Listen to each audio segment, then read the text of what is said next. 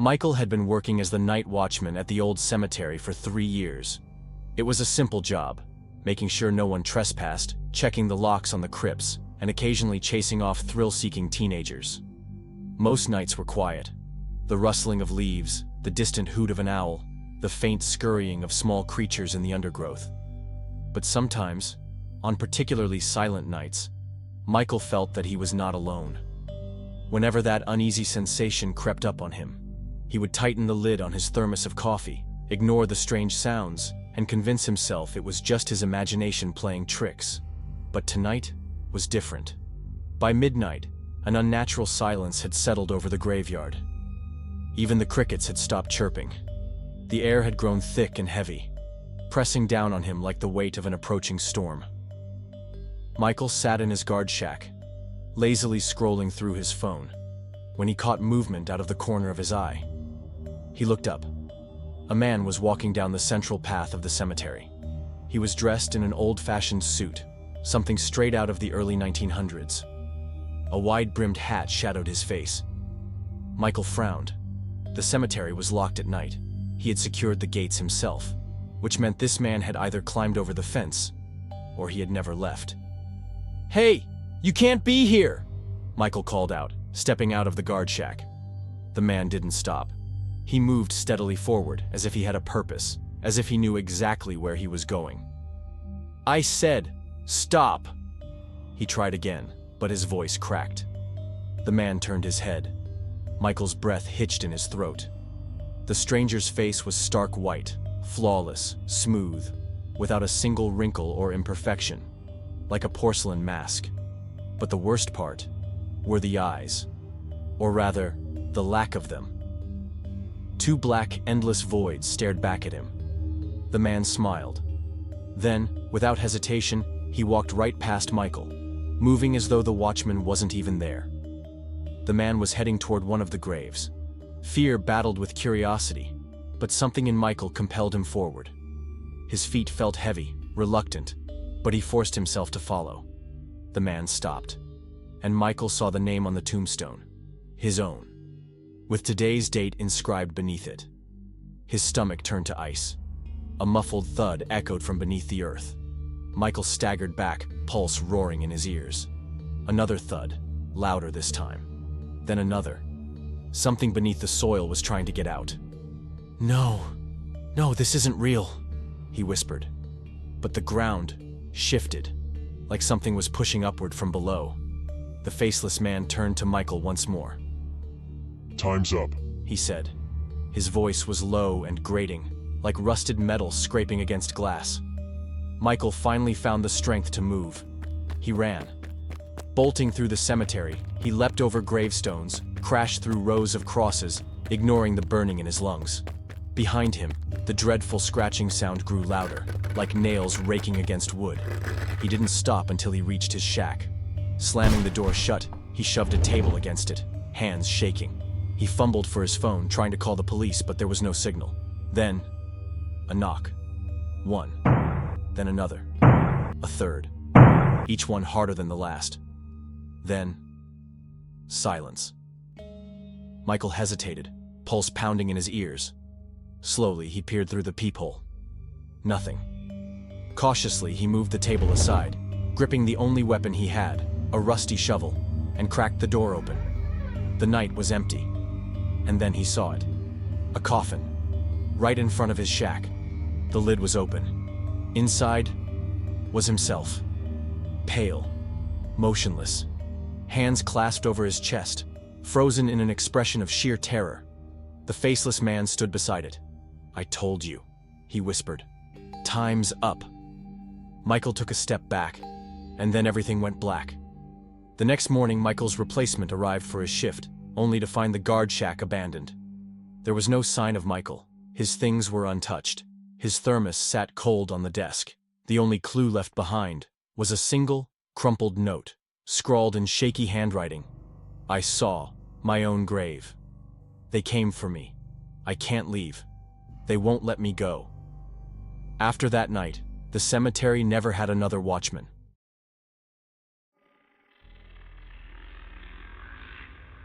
Emily started working at the funeral home when she turned 23.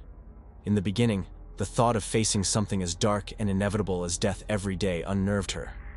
But soon, she realized that it wasn't frightening. She didn't fear death itself. Rather, she was drawn to the idea of helping people say goodbye to those who had passed. Working at the morgue wasn't easy. She had to confront grief and loss every day, but Emily quickly learned how to cope. Occasionally, she prepared bodies for the final farewell or helped family members find peace. Everything went as usual, until the night when she first heard that sound.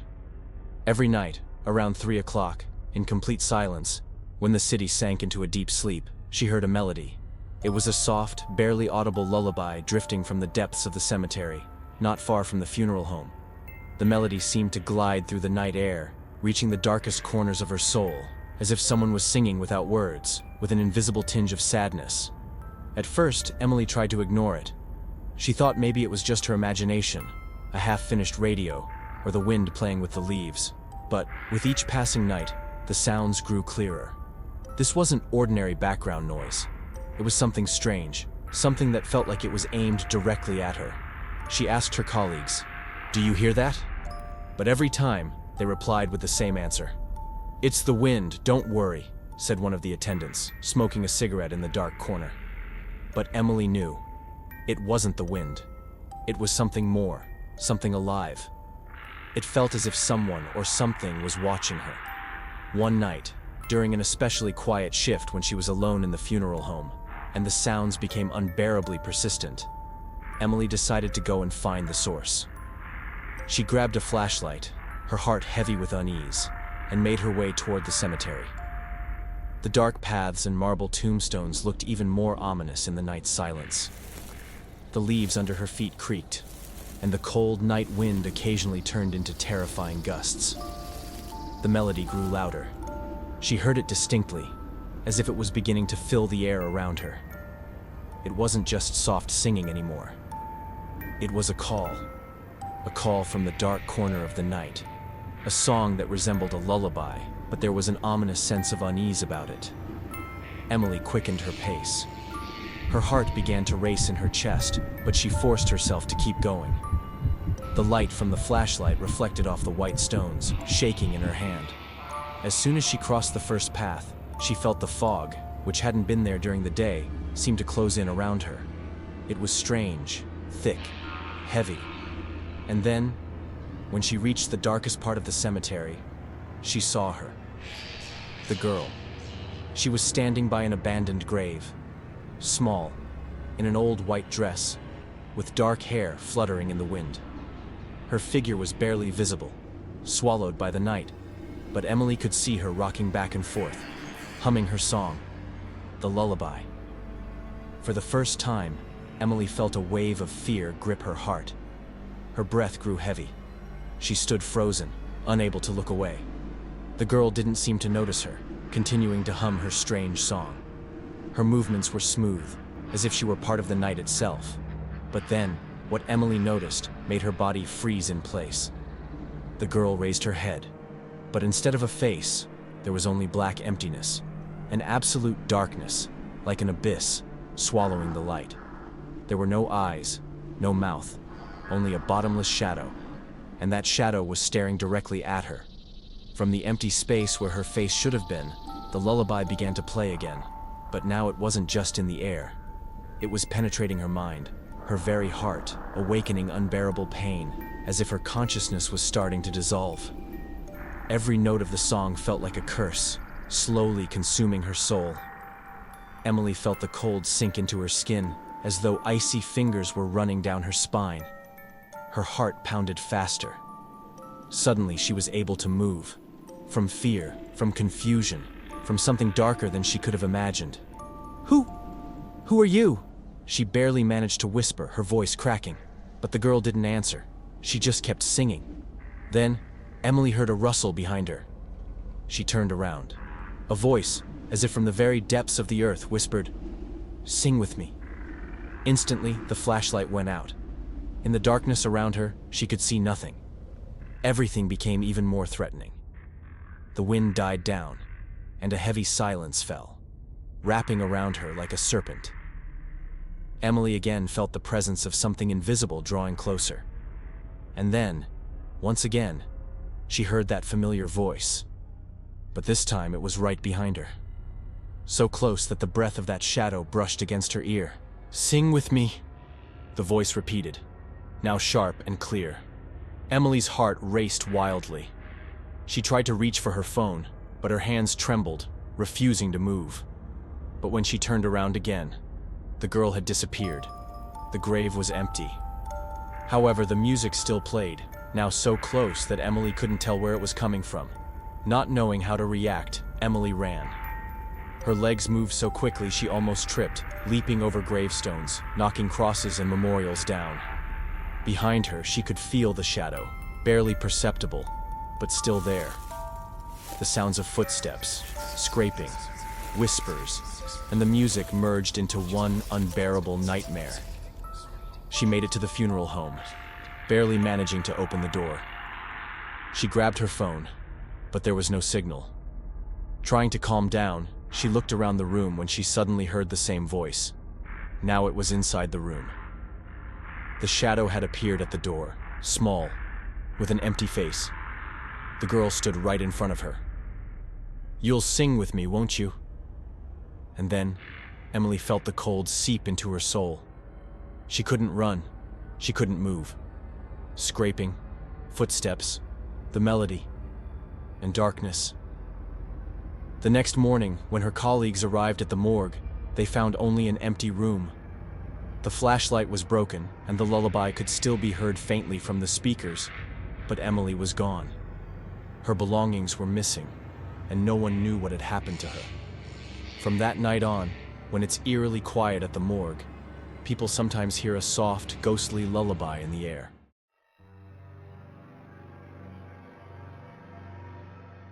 Ethan and Ryan were inseparable when it came to exploring the unknown.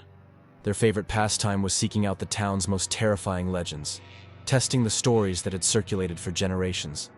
They delved into strange rituals, ventured into abandoned buildings, and chased the thrill of the supernatural. Fear didn't bother them. It only fueled their curiosity. But one night, their search led them to a legend that made even Ryan's usual bravado falter. "I heard about an unmarked grave in the old cemetery," Ryan said, a smirk playing on his lips. "They say if you lie on it, you'll be taken." "Taken? Where to?" Ethan asked, raising an eyebrow. "I don't know, but they say you'll be dead in 3 days." "That's just some old superstition." "It's nonsense," Ethan replied with a laugh, but the challenge was too tempting for them to ignore. That evening, they made their way to the cemetery, which lay on the outskirts of the town, hidden by overgrown trees and a thick veil of mist that never seemed to lift. It was an eerie place, untouched by the living for decades, where the gravestones leaned in awkward angles, their inscriptions worn by time and weather. They wandered through the rows of decaying tombstones until they found the one they were looking for. A simple, nameless grave. The stone had long since eroded. The inscription faded beyond recognition. It was as if the earth itself had tried to erase all trace of it, as though the grave wanted to remain forgotten. "All right, I'll time you. 3 minutes, Ryan said with a grin, pulling out his phone. Ethan didn't hesitate. He dropped his backpack to the side and lay down on the cold, hard stone. The chill seeped into his bones, but he ignored it, trying to focus on the moment, as though this were just another one of their little games. The seconds stretched on. At first, nothing happened. The wind whispered through the trees, a distant owl hooted, and the sound of his own breathing was the only thing that filled his ears. But then, under him, something stirred. A soft shifting, as if something was moving beneath the earth. Ethan's heart skipped a beat. He froze, his breath hitching in his throat. "What the hell?" he muttered, lifting his head slightly. He barely had time to react before the ground shifted beneath him. Cold, skeletal hands shot up from the earth, grabbing him by the wrists with a force that made him gasp. The hands were chilling, like ice, with fingers that dug into his skin, sending an immediate jolt of panic through his veins. "Ryan!" Ethan screamed, but his voice was strangled, caught in his throat as the hands pulled harder. The earth groaned, the sound of dirt shifting around them, and Ethan struggled to break free, his pulse thundering in his ears. His skin tingled with the horrible sensation that something ancient and malignant was reaching for him, pulling him closer to whatever lay below. Ryan acted quickly. Without thinking, he dove forward and yanked at Ethan's arms, using all his strength to tear him away from the cold grip that had ensnared him. For a moment, the hands resisted, clinging tighter, but then they released him, retreating back into the soil, as though the grave had had its fill for the time being. Ryan pulled Ethan to his feet, and without another word, they turned and ran, not daring to look back. They ran faster than they ever had before, their breaths ragged, their legs pumping furiously. The mist seemed thicker now, more oppressive, and as they emerged from the cemetery, Ethan's face was ghostly pale. His eyes were wide and unfocused, his breath shallow. Ryan glanced over at him, but Ethan remained silent, his expression distant. The following days were strange. Ethan, who had once been full of jokes and bravado, became a hollow shell of the person he had been. He no longer spoke unless absolutely necessary. His skin turned an unnatural pallor, his eyes sunken, and his body seemed to grow weaker by the day. There was a tension in the air that Ryan couldn't explain. It was as if something inside Ethan had been changed, something he couldn't shake off. Ryan tried to ask him what was wrong, but Ethan never answered. He just stared at the floor, lost in his thoughts. Whatever had happened in the graveyard, Ethan was no longer the same. On the third day, Ryan had finally had enough. He called Ethan's phone, but there was no answer. He sent him texts, but they remained unanswered. Anxiety began to build in Ryan's chest, and he couldn't shake the feeling that something was horribly wrong. When he finally decided to visit Ethan at his apartment, he felt his heart drop into his stomach when he saw the door slightly ajar. The apartment was eerily silent, the air thick with a sense of foreboding. Ryan called out, but there was no response. He stepped inside, feeling an overwhelming chill settle over him as he moved through the rooms. The apartment was dim, the curtains drawn shut, the only light coming from the faint glow of the street lamp outside. And then he saw Ethan. He was lying in bed, perfectly still, his body rigid, his face pale. At first, Ryan thought he was asleep, but as he moved closer, he saw that Ethan's eyes were wide open, staring unblinking at the ceiling. Ryan reached for him, but the moment his fingers brushed Ethan's skin, he recoiled. It was cold, unnaturally cold, as if Ethan had been lying there for much longer than he should have been. His wrists were marked with faint, indented bruises, the unmistakable prints of cold, skeletal hands. Ryan's breath caught in his throat. He could feel his stomach churn as he stepped back, a feeling of dread tightening around him like a noose. That's when it hit him. Ethan hadn't just been affected by the grave. He had become the grave. He had become part of the earth itself, just like those hands that had pulled him down. Ryan could barely breathe, his chest tightening as the realization sank in. There was something in Ethan's eyes, something hollow and empty, as if he had already crossed over to the other side. A few moments later, Ryan heard a sound, a low, faint scrape from the floorboards, like nails dragging across wood. His pulse quickened, and he spun around to find nothing. But he knew, deep down, that something was waiting, watching, from somewhere just beyond the veil. The following morning, when Ryan's phone rang, it was a number he didn't recognize. He answered, but no one spoke on the other end. All he could hear was the faintest sound of something dragging itself across the ground. When Ryan went to the police to report Ethan's death, he tried to explain everything, the legend, the grave, the strange transformation. But no one believed him.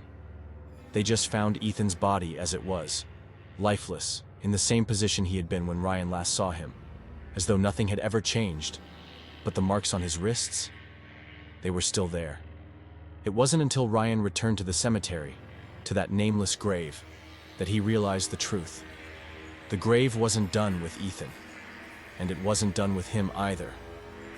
The hands were still waiting, still reaching, from the dark depths of the earth.